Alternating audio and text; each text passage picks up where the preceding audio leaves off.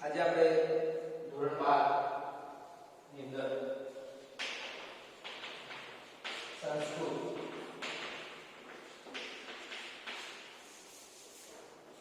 ધોરણ 12 સંસ્કૃત એનું ન્યાય છે. ન્યાય છે.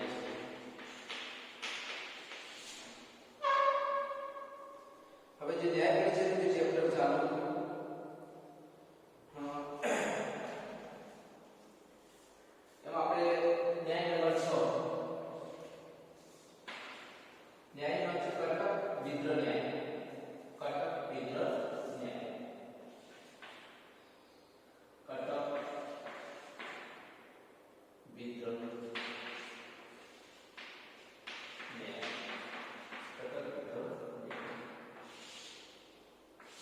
સૌથી પહેલા આપણે દરેક વિદ્યાર્થી મિત્રોએ આ ન્યાય છે તે પોતાના નોટબુકમાં લખવાનું છે, રીતે લખાવું કટક એટલે કાઢો, કટક એટલે કાઢો અને વિગ્રહ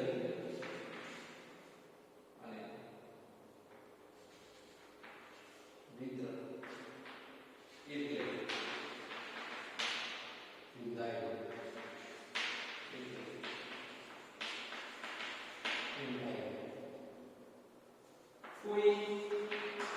કોઈ માણસના પગમાં કોઈ માણસના પગમાં કાંટો કોઈ માણસના પગમાં કાંટો વાગ્યો હોય, કાંટો વાગ્યો હોય, કાંટો વાગ્યો હોય તો તેને કોઈ માણસના પગમાં કાંટો વાગ્યો હોય તો તેને જ્યાં સુધી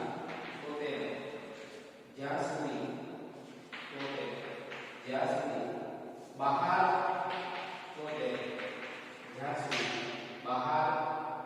કાઢવામાં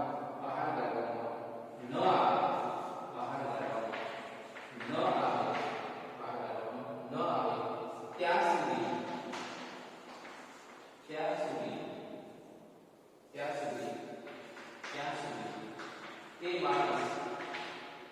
સુધી તે માણસ દુઃખી થાય છે.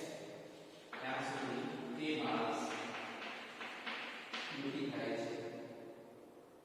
માટે કાંટાને પગમાંથી બહાર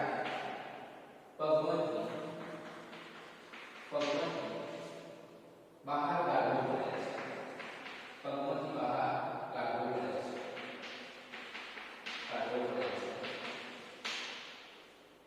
કાંટાથી કાંટો નીકળે છે. કાંટાથી જ કાંટો નીકળે છે. કાંટાથી કાંટો નીકળે છે. આ ન્યાય પછી નીકળે છે. આ ન્યાય પછી બન્યો છે. આ ન્યાય પછી બન્યો છે. જે વસ્તુથી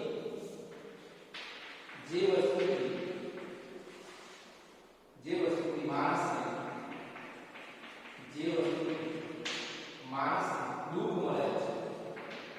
દુઃખ મળે છે, તે જ વસ્તુ એ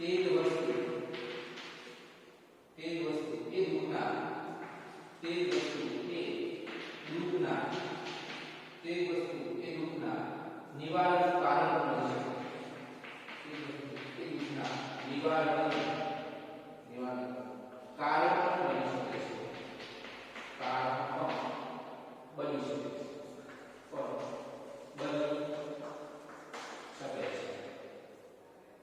આ બોધના આધારે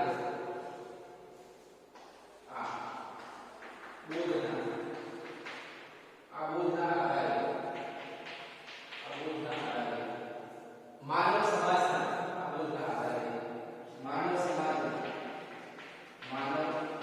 સમાજના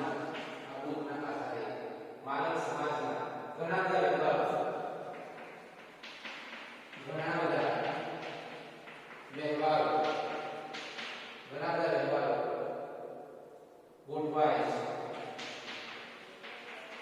ઘણા બધા વિભાગો ગોઠવાય છે. દાખલા તરીકે લોહ ખૂબ મજબૂત ધાતુ છે. લોહ ખૂબ જ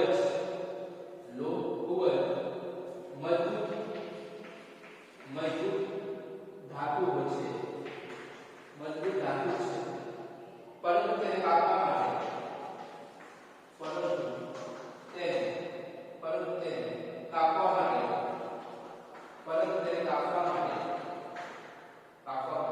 લોઢું જ ઉપયોગી બની રહે છે.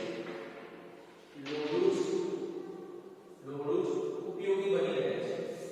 લોઢું જ ઉપયોગી બની રહે છે. સાપના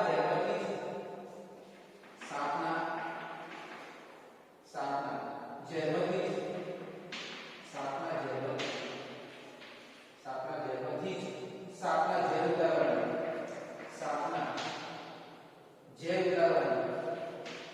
સાપના ઝેર ઉતારવાની દવા બને છે.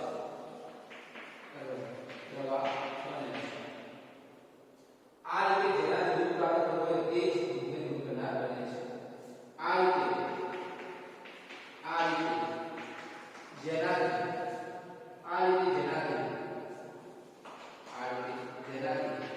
દૂધ પ્રાપ્ત થયું હોય તે જ દૂધને દૂર કરનાર બને છે. તે જ દૂધને દૂર કરનાર બને છે. માણસને પીડા આપનાર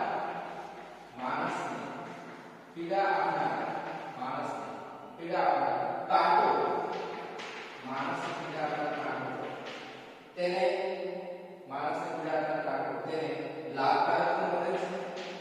તેને લાભકારક બને છે.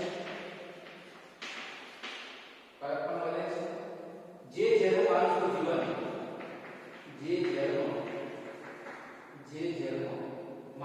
જીવન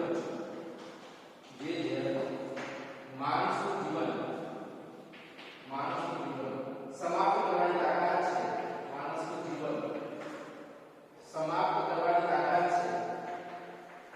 સમાપ્ત કરવાની તાકાત છે. તે જ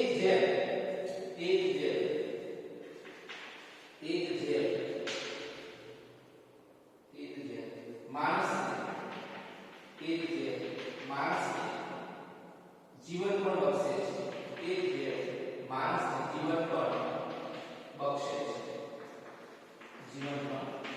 છે. તેથી આ ન્યાય સમજાવે છે. તેથી આ ન્યાય સમજાવે છે કે અમુક બાબત નુકસાન કરે છે. આ ન્યાય સમજાવે છે કે અમુક બાબત નુકસાન કરે છે. તેમ માનીને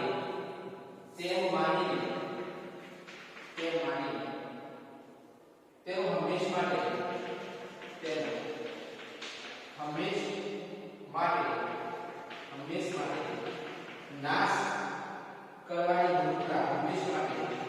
નાશ કરવાની મૂર્ખતા માણસે કરવી જોઈએ. મૂર્ખતા માણસે કરવી જોઈએ.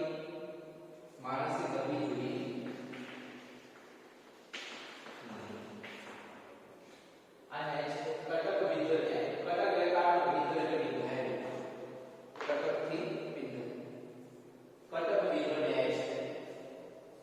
કટક રેખાનો વિદ્યુત વિધાય કટક રેખાનો વિદ્યુત વિધાય કોઈ માણસના પગમાં કાંટો વાગ્યો હોય તો તેને જ્યાં સુધી બહાર કાઢવામાં ન આવે ત્યાં સુધી તે માણસ